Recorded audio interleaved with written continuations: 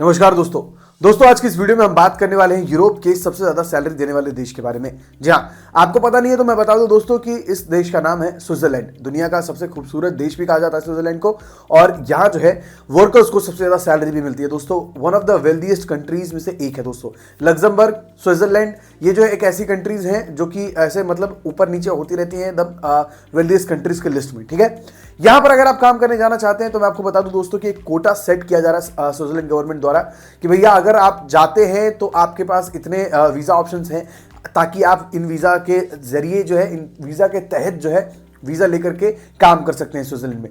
ये इसीलिए किया जा रहा है दोस्तों ताकि स्विट्जरलैंड के लेबर शॉर्टेज को फुलफिल किया जा सके, और ये भी ध्यान में रखा जा सके कि यूरोपियन यूनियन और यूरोपियन कंट्रीज के अंदर आने वाले जो सिटीजन्स हैं उनको भी साथ साथ काम मिले। अब ऐसा नहीं होगा ना कि भैया 1 लाख लोग अप्लाई कर रहे हैं तो 1 लाख लोगों को वीजा देकर के वहां स्विट्जरलैंड बुला करके काम करवाया जा सकता है। नहीं, ऐसा करने से क्या होगा, ऐसा करने से ये होगा दोस्तों कि यूरोप के जो लोग हैं उनको मौका नहीं मिलेगा, सिर्फ और सिर्फ फॉरेन वर्कर्स को मौका मिलेगा।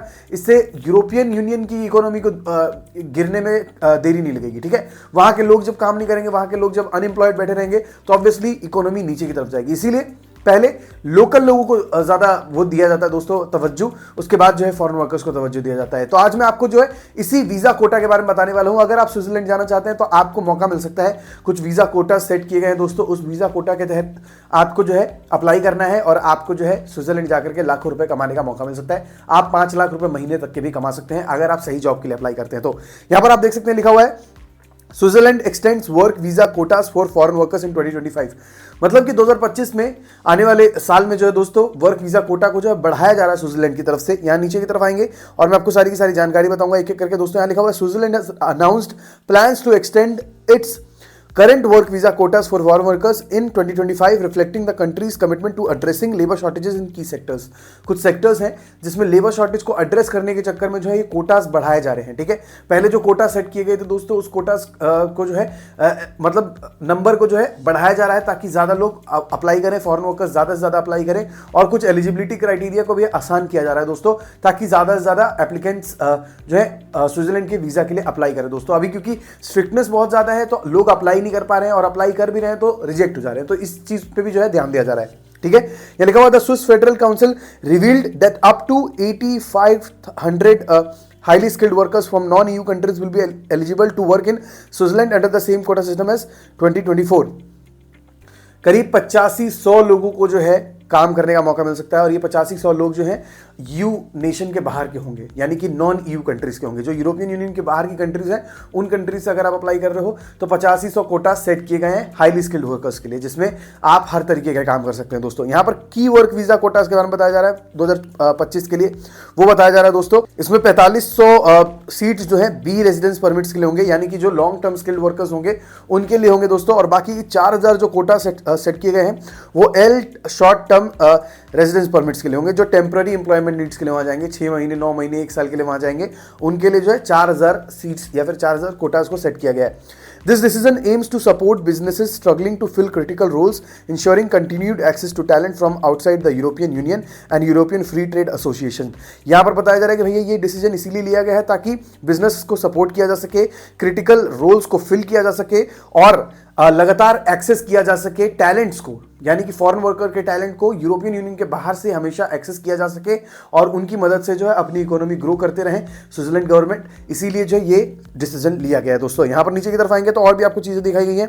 साथ ही यूके के लोगों के लिए अलग कोटा सेट किया गया है दोस्तों, जो कि आपके काम की चीज नहीं है, तो इसको मैं स्किप कर देता हूँ। यहाँ पर 3500 कोटा 3500 वर्क परमिट्स जो है यूके के लोगों के लिए रिजर्व रखे गए हैं यहाँ पर, इसीलिए क्योंकि यूके के लोगों के लिए जो है थोड़े एलिजिबिलिटी रिक्वायरमेंट्स जो है थोड़े हाई हैं, इसीलिए। ठीक है, यहाँ पर लिखा हुआ है Switzerland maintain stable quotas. Stable quota क्यों मेंटेन करता है स्विट्जरलैंड, यहाँ पर वो भी जानकारी लिखी गई है। Switzerland decision to keep the quota steady underscores its balanced approach to immigration. The Federal Council emphasized that while skilled workers are essential for economic growth, immigration should remain regulated and targeted।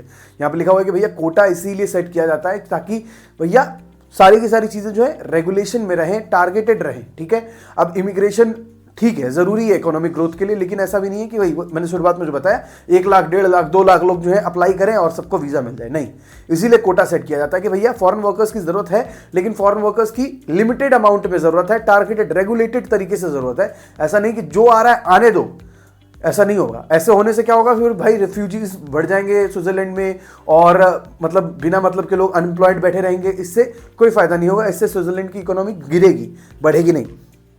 यहां पर लिखा हुआ है की objectives क्या है, support economic needs. इस decision का सबसे बड़ा ऑब्जेक्टिव यही है कि वो इकोनॉमिक नीड्स को सपोर्ट कर सकें, साथ ही डोमेस्टिक एंड EU EFTA के वर्कर्स को प्रायोरिटाइज कर सकें। कोटा सेट करने का मतलब यही है कि भाई लोकल लोगों को पहले प्रायोरिटाइज करेंगे, पहले आसपास के लोगों को नौकरियां देंगे। आसपास के लोग, यूरोपियन यूनियन के लोग जब नौकरियां नहीं करेंगे तब उनको जो है हटा करके फॉरेन वर्कर्स के पास जो है ये ऑप्शन दिया जाएगा कि भैया ये जॉब अवेलेबल है, आ जाइए। यही होता है हर कंट्री में, ना सिर्फ स्विट्जरलैंड में बल्कि माल्टा, पोलैंड, क्रोएशिया, किसी भी यूरोपियन यूनियन की कंट्री में जॉब के लिए अप्लाई करोगे तो पहले वो जॉब जो है लोकल्स के पास जाती है, वहां के सिटीजन्स के पास जाती है। उसके बाद जब वो सिटीजन कोई मिलता नहीं है, सही स्किल्ड बंदा नहीं मिलता है उन लोगों को, तब वो जॉब जो है फॉरेन वर्कर्स के लिए पोस्ट की जाती है। दोस्तों ये तरीका ही यही होता है, ठीक है। आप ये मत सोचिए कि स्विट्जरलैंड गवर्नमेंट का ये जो है अलग तरीका है फॉरेन वर्कर्स को ट्रीट करने का, ऐसा नहीं है दोस्तों, ठीक है। यहां पर यूटिलाइजेशन के बारे में बताया जा रहा है कि भैया ये जो कोटा सेट किए जा रहे हैं, क्या इनका पूरी तरीके से इस्तेमाल हो रहा है, कोटाज में जो है एक्स्ट्रा एप्लीकेंट्स आ रहे हैं या फिर कम एप्लीकेंट्स आ रहे हैं, वही बताया जा रहा है। यहाँ पर लिखा हुआ है 2023 में जो है सिर्फ 78% कोटा का जो है इस्तेमाल हुआ, और 2024 में नवंबर के लास्ट तक भी सिर्फ 63% जो है कोटा का इस्तेमाल हुआ। यानी कि कोटा में जो मतलब सीट्स सेट किए जा रहे हैं, नंबर जो सेट किए जा रहे हैं, वो भी सही तरीके से इस्तेमाल नहीं हो रहे। मात्र 63%, 78% लोग जो है इस कोटा के जरिए जो है स्विट्जरलैंड जा रहे हैं। यानी कि 20%, 40% लोग अभी भी कोटा का इस्तेमाल नहीं कर रहे हैं, सीट्स अभी भी खाली हैं। तो आपको कुछ नहीं करना है दोस्तों, अगर आप इन कोटाज के अंडर जो है जॉब लेना चाहते हैं, वीजा लेना चाहते हैं, तो आपको अप्लाई करना है, ठीक है। सबसे जरूरी बात ये, बी रेजिडेंस परमिट चाहिए, शॉर्ट टर्म रेजिडेंस परमिट चाहिए, लॉन्ग टर्म चाहिए, डजंट मैटर दोस्तों। आप जब तक जॉब के लिए अप्लाई नहीं करोगे तब तक आपको वीजा नहीं मिलेगी। जॉब के लिए अप्लाई करो, जॉब के लिए अप्लाई करने के बाद आपको जो है रिस्पॉन्स आएगा। आप जब जॉब के लिए सिलेक्ट हो जाओगे तब आपके पास एक पर्पस होगा, तभी आप जाकर के VFS ग्लोबल में या फिर अब एम्बेसी में जो है बता सकते हो कि मुझे स्विट्जरलैंड जाना है इस वजह से, और मुझे स्विट्जरलैंड का वीजा चाहिए। आपके सारे डॉक्यूमेंट सही होंगे, आपका जॉब एक्चुअली में सही होगा, ऑफर लेटर सही होगा, तो आपको वीजा मिलेगा दोस्तों, और आपको जो है स्विट्जरलैंड जाकर के काम करने का मौका मिलेगा। 3,000, 4,000, 5,000 यूरोज कहीं नहीं गए आपके महीने के, अगर आपको स्विट्जरलैंड में नौकरी मिल जाती है तो। ये पूरी की पूरी जानकारी यहाँ पर यही लिखी हुई है दोस्तों।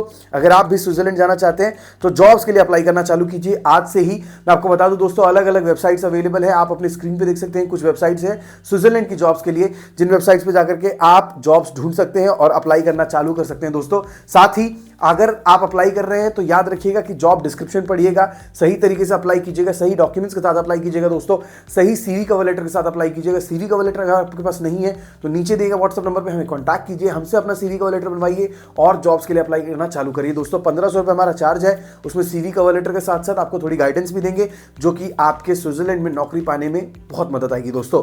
तो आई होप आपको जानकारी अच्छी लगी है। जानकारी अच्छी लगी तो चैनल को सब्सक्राइब करना मत भूलिएगा। मिलते हैं अगली वीडियो में एक नए टॉपिक के साथ, तब तक के लिए बाय बाय।